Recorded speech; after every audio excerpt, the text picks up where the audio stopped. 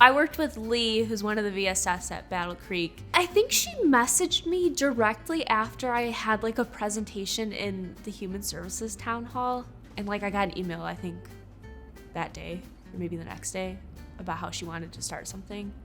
So she was really eager to get it going. She expressed that there was interest in art from some of the team members, but historically, I don't think they had any art classes going there since they are like a satellite location and they don't have like their own standalone Peckham building. These folks work at a call center, so they're talking to people every day, all day, and it's probably a very selfless job, if I would guess. I mean, I've never done it. It seems difficult. I saw that there was like a need to have like an opportunity to just focus on yourself and try something new and be vulnerable. And so we were brainstorming ways on what that could look like. A lot of the team members work from home, some work on site.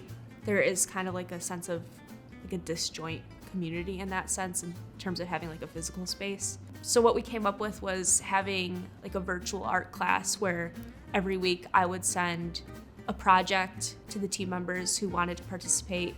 They would make the project on their own time. So it was flexible. It was kind of just do it when you want, how you want. And then they had the option to share it virtually. So we had a website where we can share pictures of our art and comment on it to kind of like build a sense of community and close that gap since everyone was at different locations.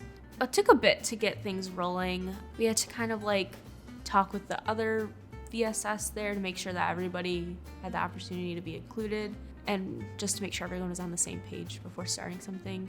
She was really helpful in kind of getting things up and running.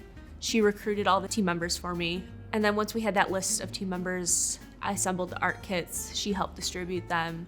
And then we kind of went from there on sending projects week to week.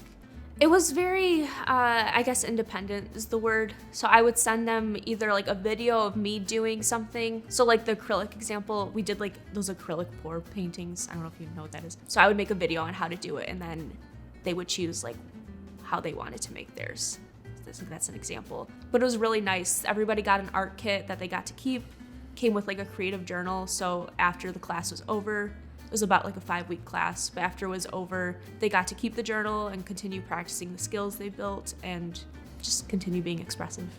There wasn't like a whole lot of communicating back and forth since it was done on their own time. It was meant more so as like a way to relieve stress and just like decompress after work. They would make their projects, they had the option to post them and like comment on each other's, but we never had like any face-to-face communication. One week we did something with acrylic paint. One week we used watercolor. One week we did embossing in metal, like just trying out different things. But in terms of like the subject matter, it was very open to them. The importance of the program is using art as like a way to express yourself.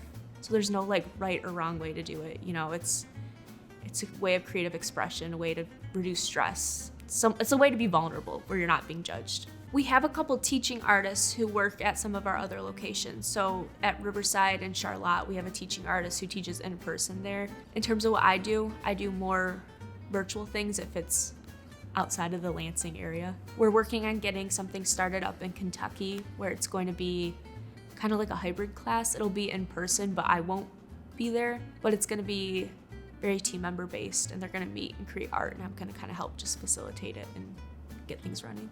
I guess accessibility means, in a sense, like community integration, letting people who traditionally like don't have access to art have that access. So I guess it's kind of accessibility and inclusion in a way. I more so went in just looking for an opportunity for people to be able to express themselves. People with disabilities, I think historically have been not included in art, like just in general in terms of education or just in the community. I think that looks a lot different now, and I think Peckham's art program really kind of blurs that line and gives people the opportunity to be creative. Personal backstory. I identify as being an artist who has a disability. I have a vision disability, so that's something that really drew me to Peckham and wanting to work here. I think that's why I feel so passionate about doing art with other people who have disabilities, because I know how important it is for my own mental health and for what it can do for me in terms of like being expressive and trying new things and just getting my emotions out there. So having like a place to work that prioritizes accessibility and having opportunities to like focus on yourself and your own mental health, such as with art, is really important. And I think a lot of people benefit from it who wouldn't think otherwise.